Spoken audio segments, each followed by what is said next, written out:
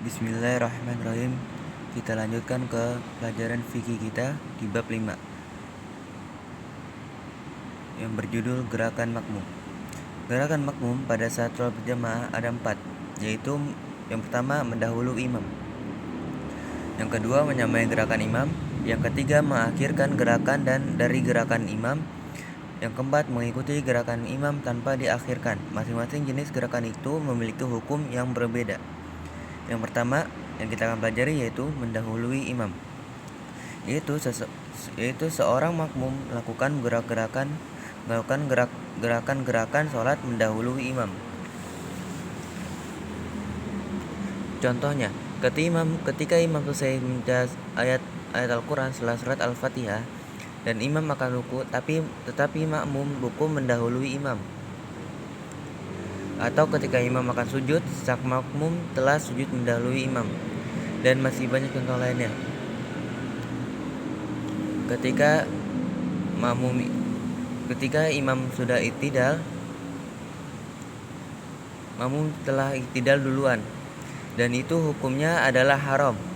Nabi Sallallahu Alaihi Wasallam menjelaskan ancaman dari Allah bagi orang yang mendahului imam, bahwa kepala orang tersebut akan diganti menjadi kepala keldai. Rasulullah Sallallahu Alaihi Wasallam bersabda, "Ya ayuhan nasu inni imamukum fala tasbikuni birruku'i wala bisujudi wala bil qiyam wala bil insirafi fa inni arakum amami wa min khalfi."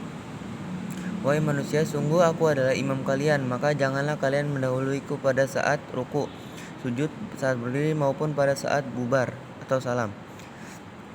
Karena sesungguhnya aku melihat kalian di hadapan dan dari belakangku.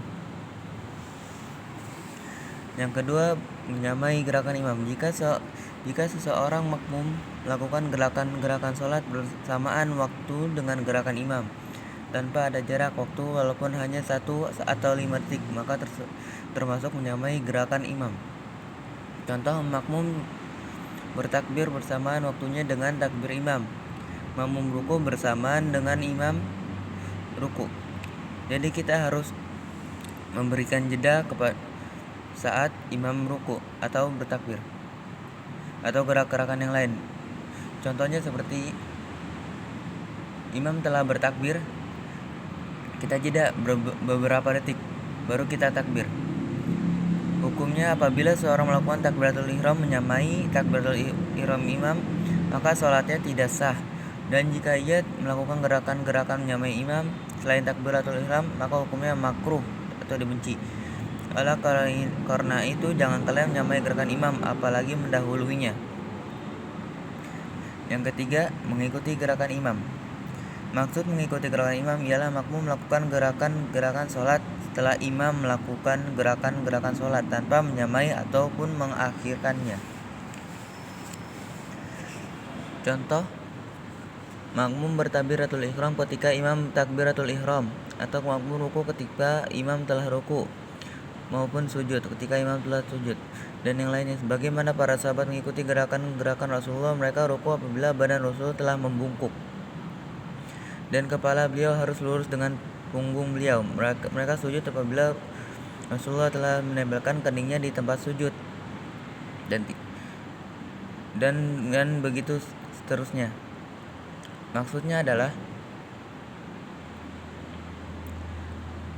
jika imam kita lihat telah sujud, maka baru kita sujud, bukan ketika imam Allahu Akbar tapi imam belum sempurna sujudnya, kita sudah sujud duluan.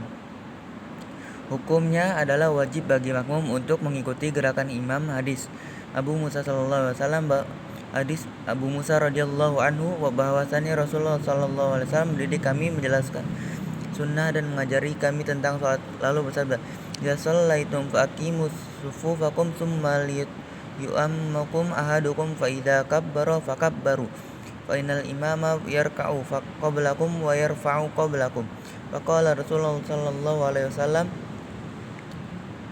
"Fatilka bitilka." Apabila kalian sholat, maka dirikanlah shaf, luruskan, dan hendaklah salah seorang dari kalian menjadi imam. Apabila ia bertakbir, maka bertakbirlah kalian setelahnya.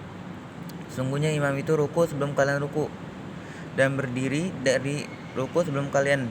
Kemudian Rasulullah SAW bersabda, gerakan itu disusul dengan gerakan itu. Yang keempat, mengakhirkan gerakan dari gerakan imam. Maksud mengakhirkan gerakan imam ialah makmum melakukan gerakan-gerakan sholat setelah imam selesai melakukan gerakan sholat tersebut. Contohnya, makmum baru akan ruku setelah imam tegak dari ruku. Makmum sujud setelah imam selesai sujud. Makmum duduk di antara sujud setelah imam bangkit dari sujud kedua. Mengakhirkan yang dimaksud ini adalah menunda gerakan sholat tersebut. Hukum, apabila seorang makmum dengan sengaja mengakhirkan gerakan imam, maka sholatnya tidak sah. Dan apabila ia melakukannya dengan tidak sengaja, maka hukumnya makruh, tetapi sholatnya sah.